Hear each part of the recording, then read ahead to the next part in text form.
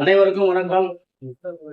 தமிழ்நாடு அரசு போக்குவரத்து கழகம் திருச்சி மண்டலம் தீரனர் கிளையில் மிக சிறப்பான முறையில் பணிபுரிந்து இன்று பணி நிறைவு செய்கின்ற தீரனர் கிளையின் ஓட்டுநர் ராஜகுமார் தோமுடைய தலைவர் அவர்களுக்கும் ஆறுமுகம் நடத்துனர் அவர்களும் ராஜேந்திரன் நடத்துனர் அவர்களும் தீரனர் கிளை சார்பாக பொதுச்செயலாளர்களுக்கு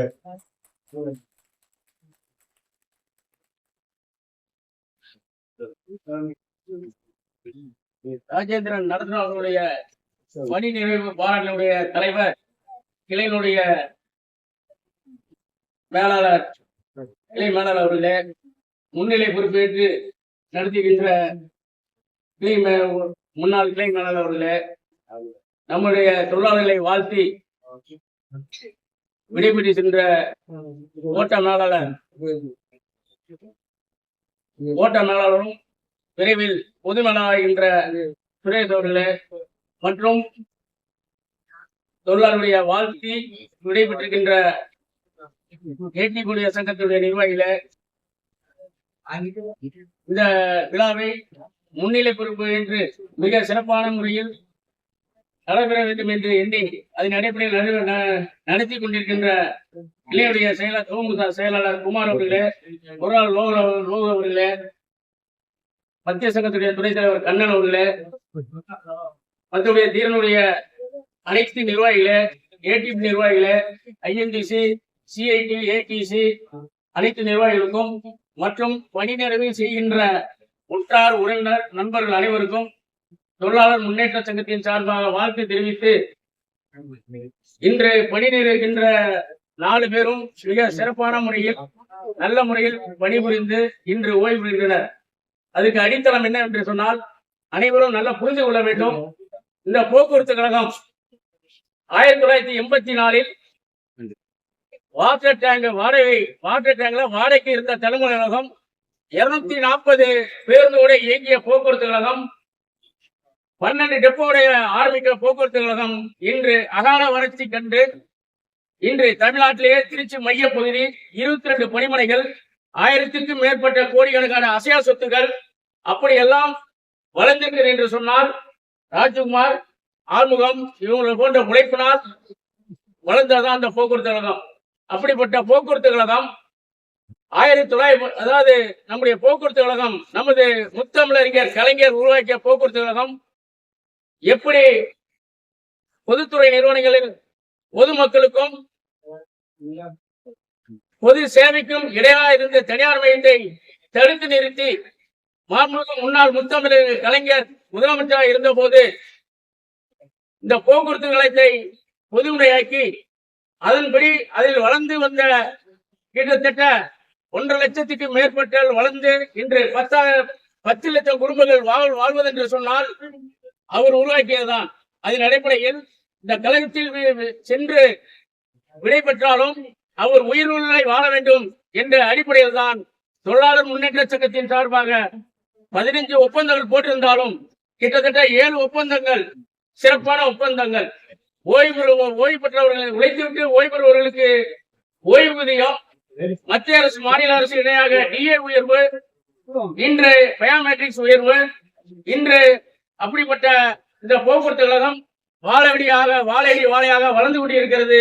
அப்படி வளர்வின் காரணமாக இன்று இந்த துறை அகால வளர்ச்சி கொண்டுள்ளது. யாரும் எந்த ஒரு இன்னல் துன்பமும் பட வேண்டாம். இனி வருங்காலங்களில் இந்த போக்குவரத்து துறை மிக சிறப்பான முறையில் நமது முத்துவேல் கருணாநிதி ஸ்டாலின் தலைமையில் வீரநடை போட்டிருக்கிறது. நமது போக்குவரத்து அமைச்சர் இருந்த காலத்தில் அனைத்து தொழிலாளர் பிரச்சனை ஒன்று மிக சிறப்பான தொழிலாளருடைய நாடித்துடைப்பை எல்லாம் அறிந்து தொழிலாளிக்கு தேவையான பிரச்சனைகள் எல்லாம் தீர்த்து கொண்டிருக்கிறார்.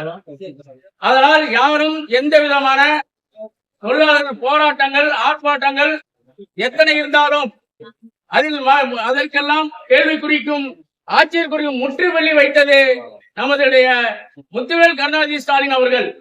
ஓய்வு பெற்றவர்களுக்கு அனைத்து பயனும் கொடுத்து விட்டார். அனைத்து டிஏ வழங்கப்பட்டது.